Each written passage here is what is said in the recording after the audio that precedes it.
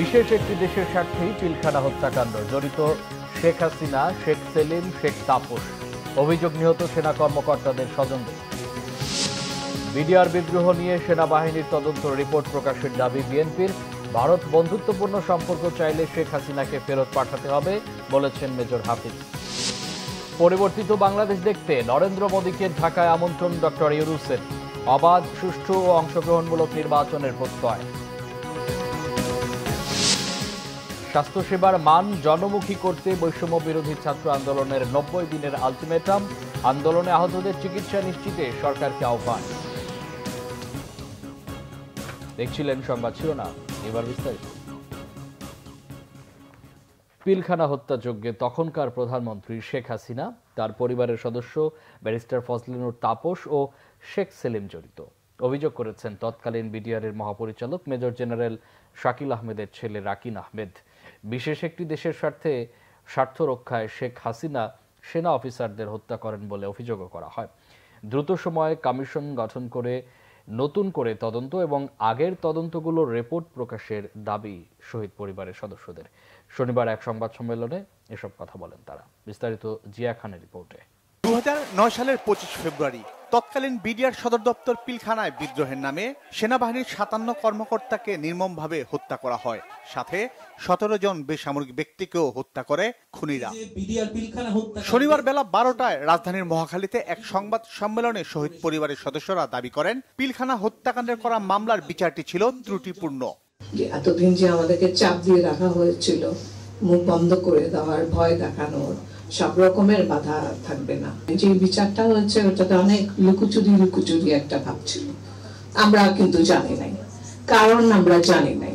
তৎকালীন বিডিআরের সাবেক ডিজি মেজর জেনারেল শাকিল আহমেদের ছেলে রাকিন আহমেদ অভিযোগ করেন, একটি বিশেষ দেশের স্বার্থ রক্ষায় পরিকল্পিতভাবে খুন করা হয় সেনা কর্মকর্তাদের। একটা সিটিং প্রধানমন্ত্রী একটা বিদেশি রাষ্ট্রের সাথে ষড়যন্ত্র করে বাংলাদেশের রাজধানীর বুকে 57 সেনা অফিসার হত্যা করে।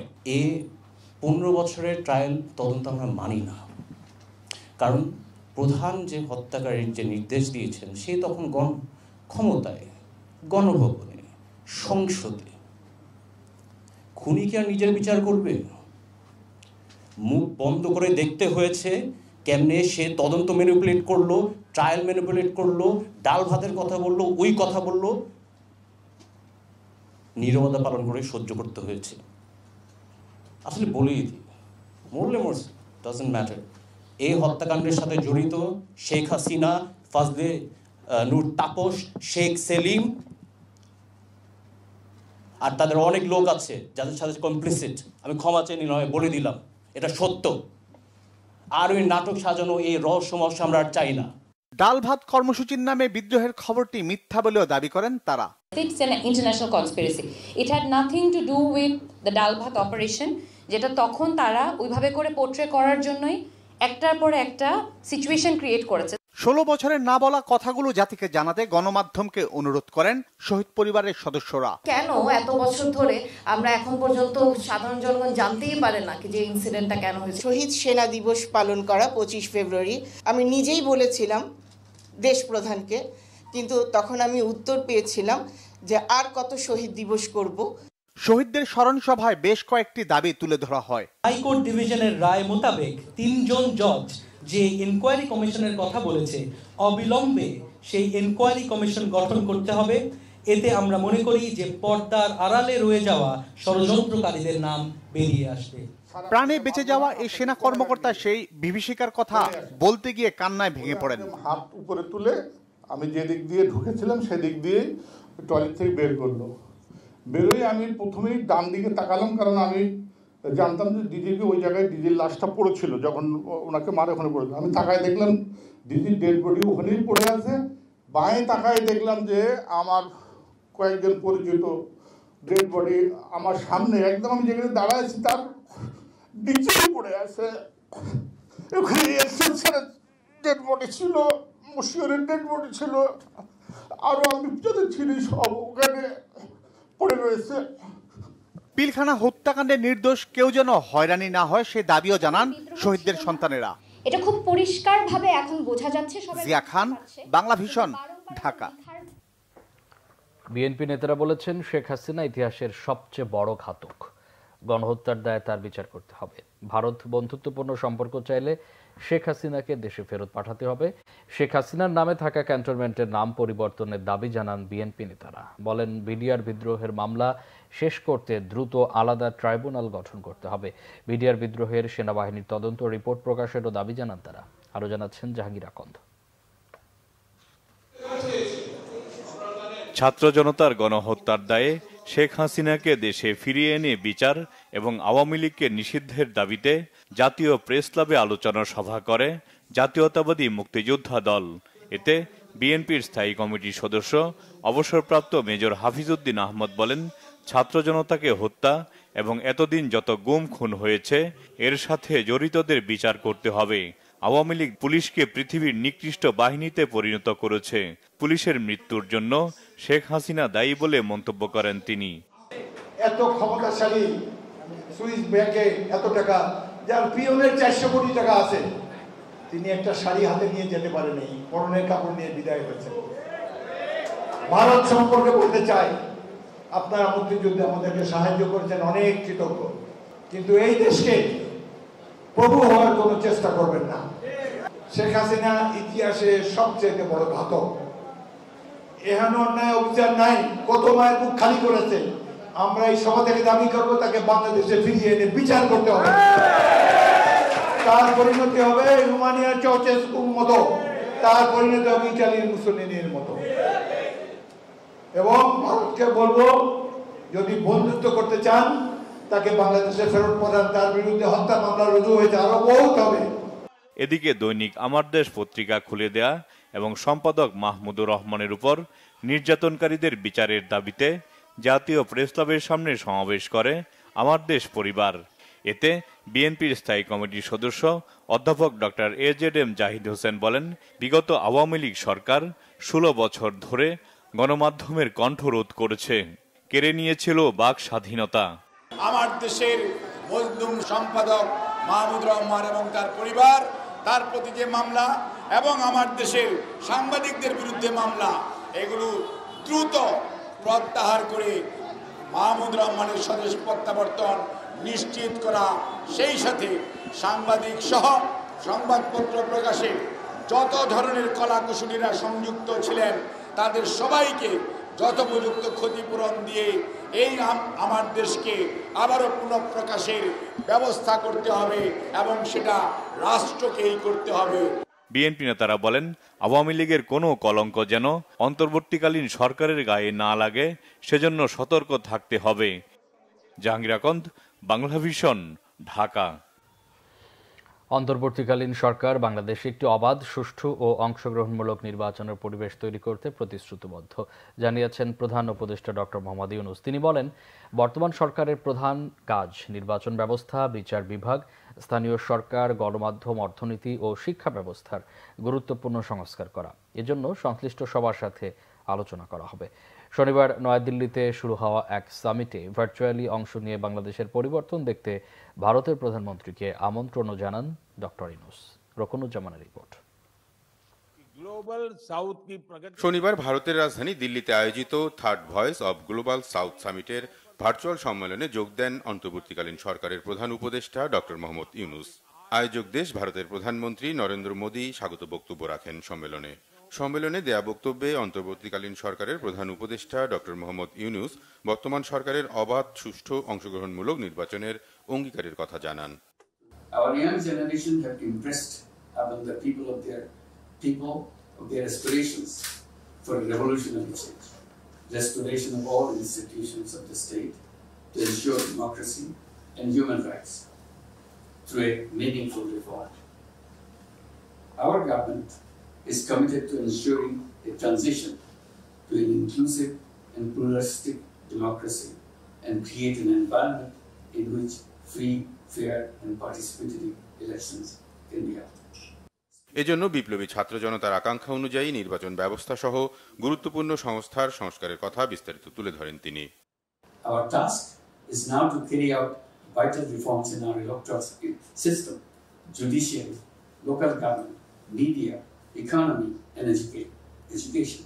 We are holding dialogue with political parties, civil society leaders, and experts to give shape to democratic aspirations of our revolutionary students. প্রধান উপদেষ্টার বক্তব্যে দেশের ছাত্র জনতার অভ্যুত্থানে বিপ্লবী ছাত্র জনতার আকাঙ্ক্ষার কথাও উঠে আসে। Your Excellencies, I invite you to visit Dhaka soon. Otherwise, you may miss something very, very important for us. Much of the Dhaka has turned into graffiti capital of the world. Young students and children aged as young as 12 to 13 have been painting the walls of this 400-year-old city with images of a new, democratic, environment-friendly Bangladesh. There is no central planning or guidance from them, no budget support from anyone. It is just an outpouring of their emotions and commitment to the goals of the second revolution. শুক্রবার ভারতের প্রধানমন্ত্রীর সাথে এক ফোনালাপে অন্তর্বর্তীকালীন সরকারের প্রধান উপদেষ্টা অধ্যাপক মোহাম্মদ ইউনূসকে এই সম্মেলনে যোগ দেওয়ার আমন্ত্রণ জানান ভারতের প্রধানমন্ত্রী নরেন্দ্র মোদী। রকুনুজ্জামান, বাংলা ভিশন, ঢাকা। জাতীয় স্মৃতিসৌধে শ্রদ্ধা জানিয়েছেন সদ্য শপথ নেওয়া অন্তর্বর্তী সরকারের 4 উপদেষ্টা। শনিবার বিকেলে স্মৃতিসৌধের শহীদ বেদিতে শ্রদ্ধা নিবেদন করেন ওয়াহিদুদ্দিন মাহমুদ, মোহাম্মদ ফাউজুল কবির খান, অবসরপ্রাপ্ত লেফটেন্যান্ট জেনারেল জাহাঙ্গীর আলম চৌধুরী ও আলী ইমাম মজুমদার। পরে শহীদদের সম্মানে কিছু সময় নীরবে দাঁড়িয়ে থাকেন তারা, সই করেন পরিদর্শন বইয়ে। পরে ওয়াহিদুদ্দিন মাহমুদ সাংবাদিকদের বলেন, তাদের বড় চ্যালেঞ্জ হলো বাংলাদেশকে নতুন করে গড়ে তোলা। এ সময় আলী ইমাম মজুমদার বলেন, প্রথম পদক্ষেপই হলো সরকারি প্রশাসনকে গতিশীল করা।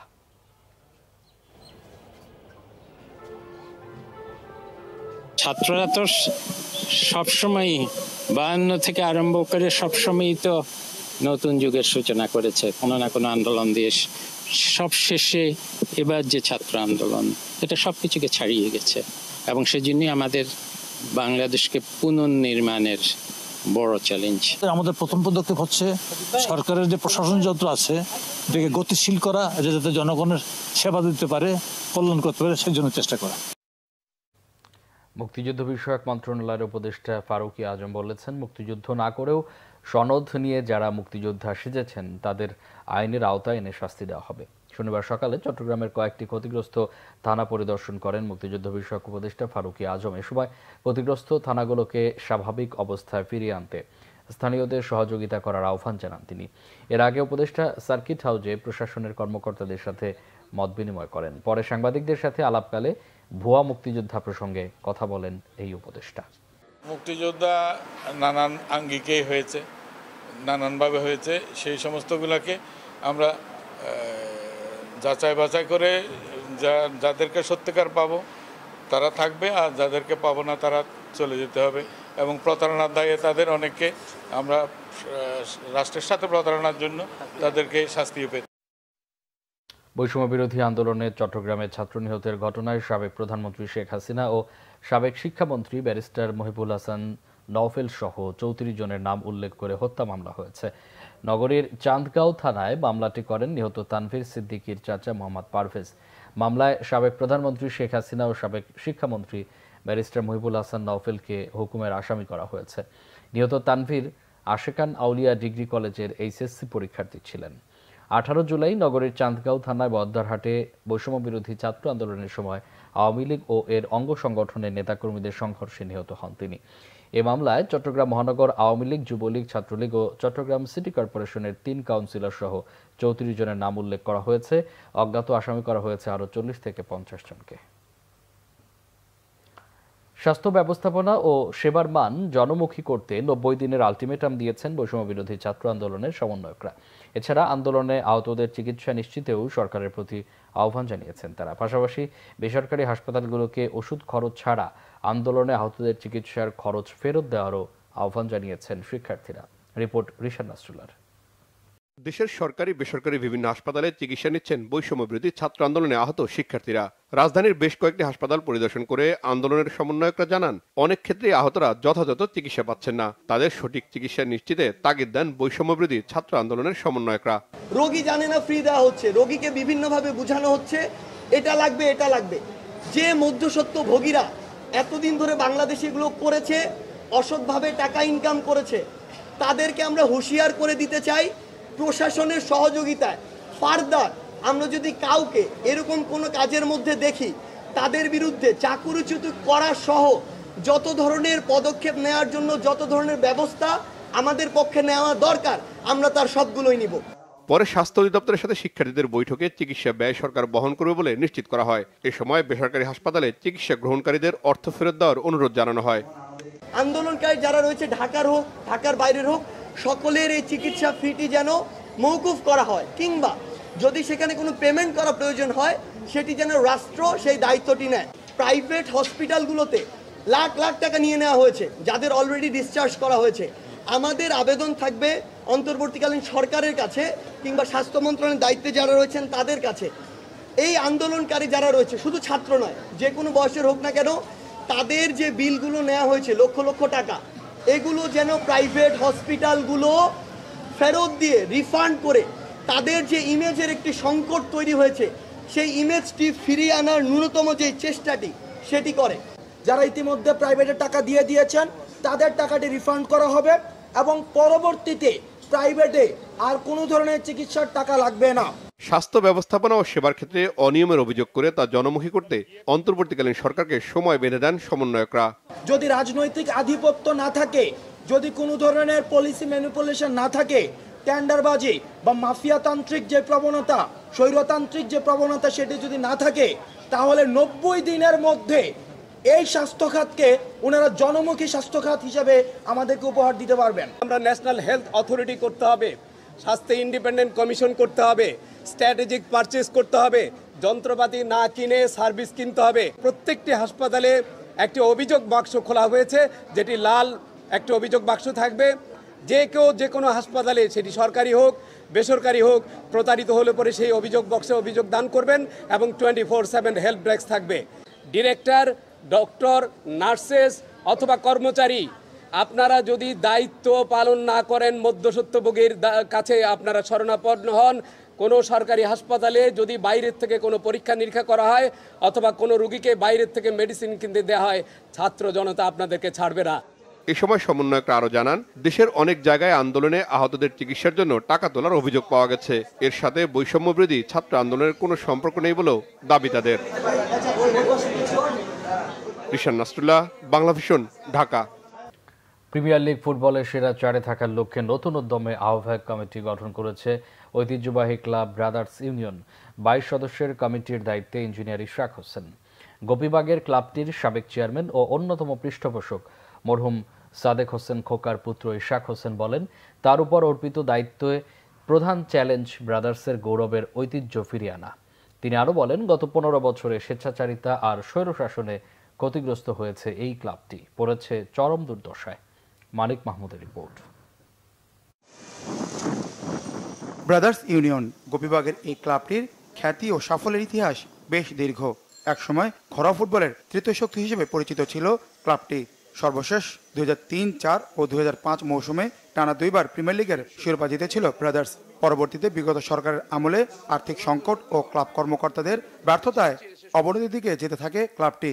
ক্লাবের 3 জন কর্মকর্তা বাফুফের নির্বাহী কমিটিতে থাকলেও খেলাধুলার চেয়ে অন্য কিছুতেই বেশি আগ্রহ ছিল তাদের। ফলে প্রিমিয়ার লিগে অবনমনে লজ্জায় পড়তে হয় ঐতিহ্যবাহী ক্লাবটিকে। বিগত সরকারের পতনের পর নতুনভাবে জেগে উঠেছে ব্রাদার্স ইউনিয়ন। মরহুম সাদেক হোসেন খোকার সুযোগ্য পুত্র ইঞ্জিনিয়ার ইশরাক হোসেনকে প্রধান করে গঠন করা হয়েছে আহ্বায়ক কমিটি। 2009 সালে আওয়ামী লীগ সরকার ক্ষমতা গ্রহণ করার পরবর্তীতে এই ক্লাবটা চর দখলের মতো বেদখল হয়ে যায়। তখন আওয়ামী লীগের যারা দলীয় নেতাকর্মীরা, তারা এই ক্লাবটিকে বিভিন্নভাবে ব্যবহার করেছে। কিভাবে ক্যাসিনো বাণিজ্য এবং বিভিন্ন অনৈতিক অন্যায় কাজে ব্যবহার করা হয়েছে এটা আপনারা দেখেছেন। অতএব আমরা মনে করি টিমটা পড়ে যাওয়ার রিজন এইটাই যে এই ক্লাবটা তো একটা স্পোর্টিং ক্লাব, এখানে ক্রীড়ার দিকে মনোযোগ না দিয়ে অন্যভাবে কিভাবে ব্যবহার করা যায় সেদিকে আওয়ামী লীগের যারা নেতা কর্মী যারা এখানে দখল করেছিল তাদের মনোযোগটা সেদিকেই ছিল। ব্রাদার্স ইউনিয়ন ক্লাবের সাথে আমার রক্তের সম্পর্ক এবং এটা নিয়ে বহু পরিকল্পনা হয়তো আমি অজান্তে নিজ মনে আমি করেছি যে একসময় এটাকে আমরা আন্তর্জাতিক মানের ফ্যাসিলিটি এখানে তৈরি করব। বাংলাদেশের ক্রিকেট, ফুটবল সহ বিভিন্ন ক্রীড়াক্ষেত্রে ব্রাদার্স ইউনিয়ন ক্লাব 1 নম্বর হবে, আমরা চ্যাম্পিয়ন হব। তো হয়তো বা সেই একটা পরিবর্তিত অবস্থায় এই সুযোগটি এসেছে, এখন আমি কাজ করে যাব। জীর্ণদশা কাটিয়ে ব্রাদার্সকে আবারও ঢেলে সাজানোর চ্যালেঞ্জ নতুন আহ্বায়কের। 22 আগস্ট পর্যন্ত এই মৌসুমের প্রিমিয়ার লিগের দল বদলের সময় বাড়িয়েছে ফিফা। এই অল্প সময়ে যতটা সম্ভব মানসম্মত দল করতে চান ইঞ্জিনিয়ার ইশরাক হোসেন। 22 সদস্য বিশিষ্ট একটি আহ্বায়ক কমিটি করেছি। পরিকল্পনা হচ্ছে যে আমরা যে ক্রিকেট টিম এবং ফুটবল টিম, এই দুইটা টিমকে আমরা নতুনভাবে তৈরি করব যাতে করে আমরা চ্যাম্পিয়নশিপ ফাইট দিতে পারি। আমরা বাংলাদেশের 1 নম্বর ক্লাব হিসেবে দুইটি ক্ষেত্রে আমরা আগামী দিনে চ্যাম্পিয়ন হতে চাই এবং আমরা ফাইট দিতে চাই। অল্প সময় যেটুকু আমরা পেয়েছি, আমি ওইভাবে প্লেয়ারদের সাথে কথা বলেছি যেন এই কয়েকদিনের মধ্যেই আমরা আমাদের যে স্ট্রেংথ যেটা আমরা চাই যে ফাইট দেওয়ার জন্য, আমার মনে হয় ইনশাল্লাহ আমরা কামিয়াব হব এবং একটা সুন্দর ফাইটিং টিমই আমরা গঠন করব। দল বদল ছিল 17 তারিখ, হয়েছে 19 তারিখ, এখন হচ্ছে 22 তারিখ। এর মধ্যে আমরা যতটুকু সম্ভব আমরা চেষ্টা করব টিকে থাকার জন্য। এর পরবর্তীতে আমরা যে চ্যাম্পিয়ন ফাইটের দিকে আমরা হাত বাড়াবো। বীর মুক্তিযোদ্ধা ও বিশিষ্ট ক্রীড়া ব্যক্তিত্ব সাদেক হোসেন খোকা 1972 সালে ব্রাদার্স ইউনিয়নের দায়িত্ব নিয়ে ক্লাবটিকে নিয়ে যান সাফল্যের পথে। কাজী সালাউদ্দিন, এনায়েত, সেলিম, হাসানুজ্জামান খান বাবলু, মহসিন, টুটুল, মানিক, লিটন, আরমান, আলফাজ, বিপ্লব, রজনী সহ বহু নামী এবং দামি খেলোয়াড় খেলেছেন ঐতিহ্যবাহী এই ক্লাবটিতে। মানিক মাহমুদ, বাংলা ভিশন, ঢাকা। আসলে মূলত গুলি ও ককটেল বিস্ফোরণের মামলায় চট্টগ্রাম 11 আসনের সাবেক সংসদ সদস্য এম.এ. লতিফের 3 দিনের রিমান্ড মঞ্জুর করেছেন আদালত। শনিবার চট্টগ্রাম মেট্রোপলিটন ম্যাজিস্ট্রেট জুয়েল দেবের আদালতে পুলিশ 8 দিনের রিমান্ড আবেদন করলে শুনানি শেষে 3 দিনের রিমান্ড মঞ্জুর করেন তিনি। এর আগে দুপুর 12:15টার দিকে এম.এ. লতিফকে চট্টগ্রাম আদালতে হাজির করা হয়। শনিবার ভোর 6:30টার দিকে বায়েজিদ বোস্তামি এলাকা থেকে তাকে গ্রেফতার করা হয়। মামলার এজাহারে বলা হয়, 4 আগস্ট নগরীর নিউ মার্কেট মোড় থেকে বৈষম্য বিরোধী ছাত্র আন্দোলনের কর্মসূচি শেষ করে ফেরার পথে নগরীর ডবল মুরিং এলাকায় এরশাদ নামে এক ব্যক্তি গুলিতে আহত হন। মামলার 1 নম্বর আসামি সাবেক এমপি এম.এ. লতিফ এই ঘটনায় সরাসরি জড়িত। মামলার বাদী এরশাদ শুক্রবার ডবল মুরিং থানায় এম.এ. লতিফ সহ 16 জনের নাম উল্লেখ করে অজ্ঞাত 100 থেকে 150 জনকে আসামি করে মামলা করেন। বিস্ফোরক আইনে দায়ের করা মামলায় সাবেক পানি সম্পদ মন্ত্রী রমেশ চন্দ্র সেনকে কারাগারে পাঠিয়েছে আদালত। শনিবার বিকেলে জুডিশিয়াল ম্যাজিস্ট্রেট রাজীব কুমার রায় তাকে কারাগারে পাঠানোর নির্দেশ দেন। রমেশ চন্দ্র সেন ঠাকুরগাঁও 1 আসনের সাবেক সংসদ সদস্য। তিনি আওয়ামী লীগের সাবেক প্রেসিডিয়াম সদস্য, উপদেষ্টা মণ্ডলীর সদস্যও ছিলেন।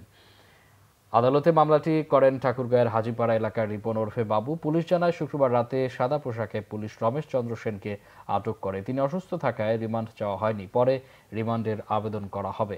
এর আগে রমেশ চন্দ্র সেনের স্ত্রী অঞ্জলি সেন অভিযোগ করেন, সাদা পোশাকে পুলিশের 10 থেকে 15 জনের একটি দল তাকে তুলে নিয়ে যায়। এই ছিল এখনকার মতো। পরের সংবাদ সকাল 7:30টায় দেখার আমন্ত্রণ রইল। এছাড়া বাংলা ভিশন সংবাদ ও সংবাদ সংশ্লিষ্ট অনুষ্ঠান দেখতে ভিজিট করুন www.bpnews24.com ও facebook.com/banglavisionnews এবং সাবস্ক্রাইব করুন youtube.com/banglavisionnews। এতক্ষণ সাথে থাকায় অসংখ্য ধন্যবাদ।